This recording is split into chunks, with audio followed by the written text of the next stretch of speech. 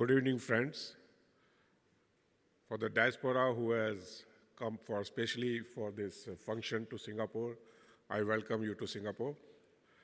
I hope these 2 days will be very rewarding for people to understand and realize how Singapore is acting as a country which welcomes people from all over the world. I personally came to Singapore nearly 12 years back, and I moved from a permanent resident to become a Singapore citizen in 2012. It has been a very pleasant journey for me, and any of you who are looking to have this journey in their life, I would suggest you take a positive view towards that.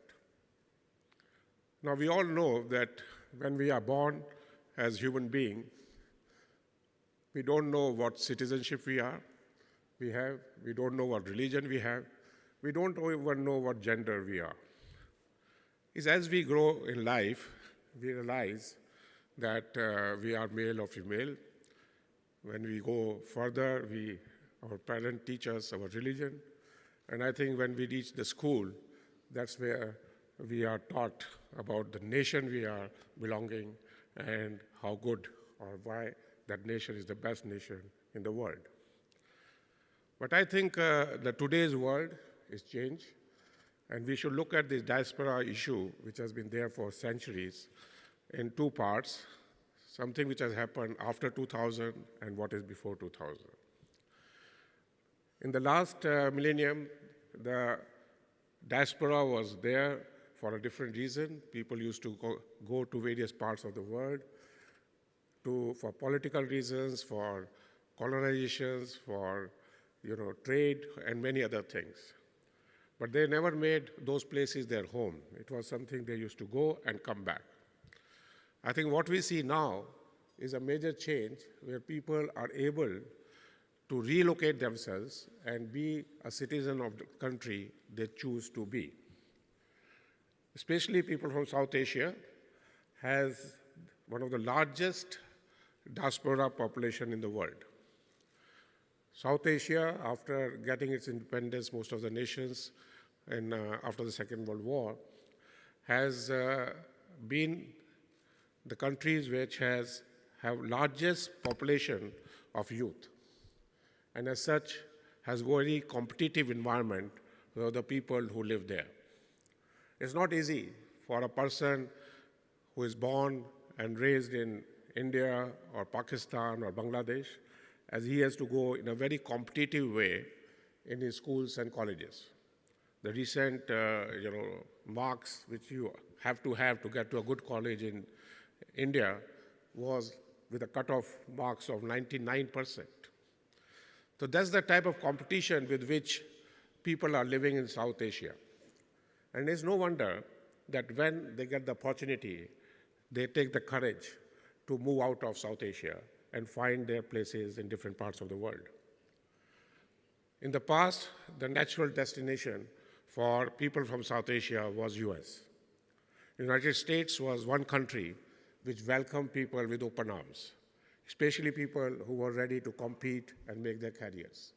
And as such, the US became a destination for smart dreamers, the people who want to dream, to make it good in their life, whether in economic terms or professional terms or in academic terms, found that US was the right country to be. And as such, a lot of people went to there. Singapore has become a craze in the last 20 years, when Singapore was able to develop itself as one of the finest cities of the world.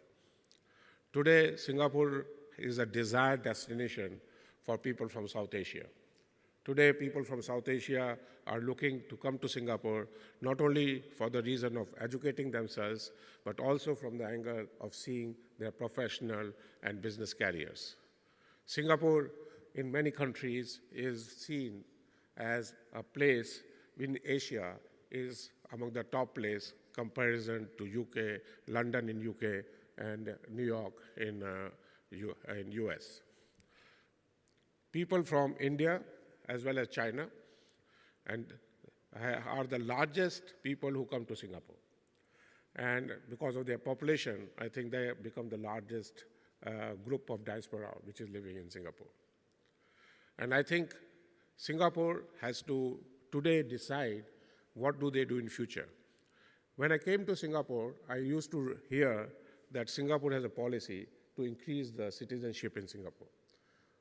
The late Lee Kuan Yew has been at one time talking about the Singapore to have a 12 million population of the people for citizens of Singapore and encourage the people to become citizens.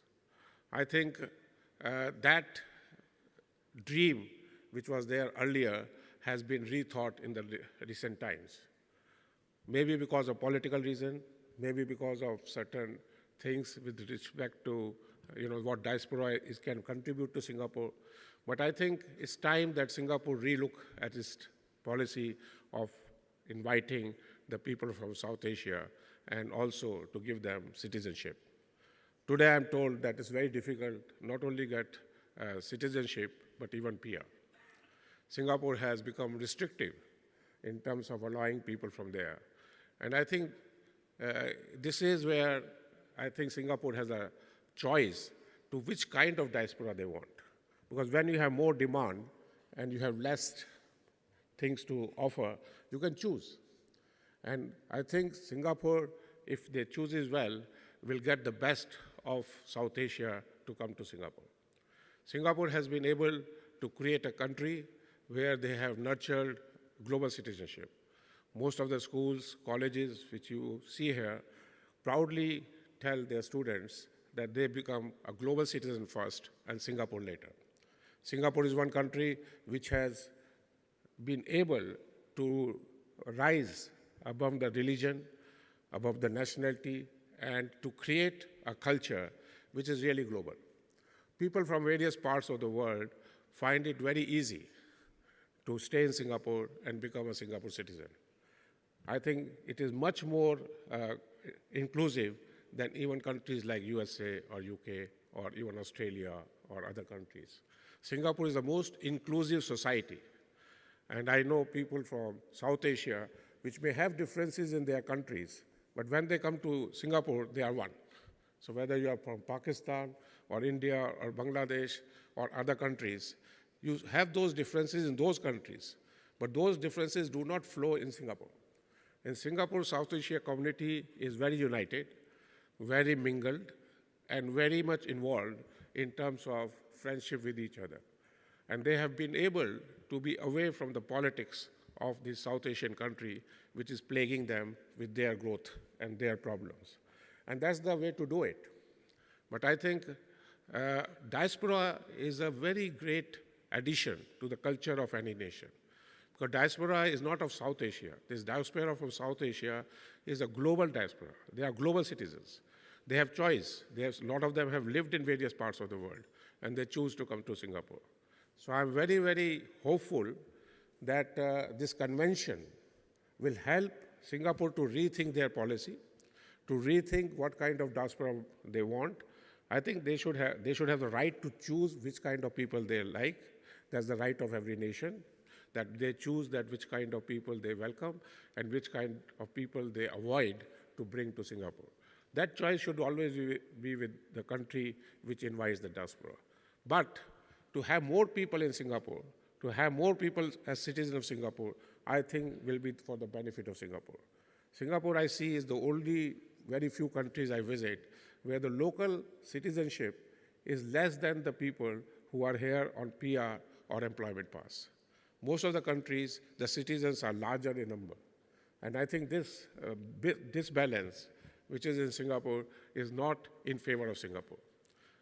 The difference between PR and Singapore, people say, what is the difference between citizenship and PR? I think it's a great difference. It's a difference of commitment. It's a difference of feeling.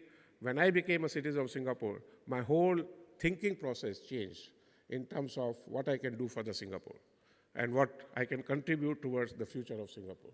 I think that I did not have as a PR. As a PR, you are more looking at yourself, but as a citizen, you start looking also the country you become citizen.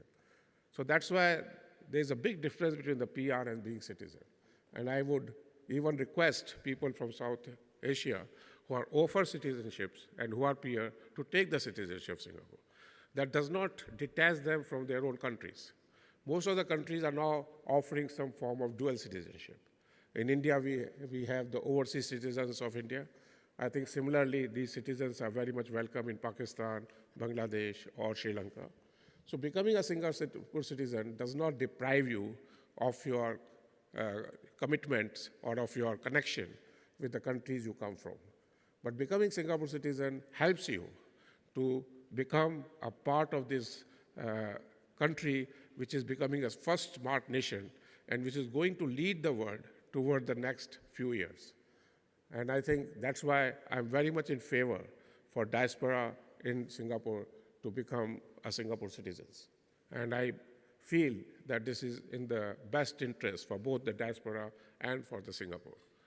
One other thing I would like to bring to your notice that I've been listening to seminars here, and one of the things which has been coming very much in the minds of especially South Asia is this conflict of religions. I think South Asia has been having different religions for centuries. And I don't think this conflict is within South Asia. This conflict is something which is coming from outside, people who want to divide South Asia. This conflict is coming from countries who are the global leaders, who are the P5 nations. And they don't want the South Asia to move forward as one. And that's why this religious conflict, which is being highlighted all the time, is something which is, I don't think, a big issue within those countries as it is issues in other parts of the world. South Asia, India being the largest country, it is said that they will be the largest Islamic population in the next few years, is an asset for the people in India to have such a large Islamic population. It is not a liability. It is something which India has a tremendous opportunity to become a leader for Asia, where people are looking for people who are not Christian or people who are not communist to look for a new leader who will guide them to live in peaceful, harmonious way. And I think that's why this religious tone, which I see in this convention, which is overplayed, should be underplayed, and the economic growth and the development, which is something which Singapore and the diaspora should look for. Thank you very much.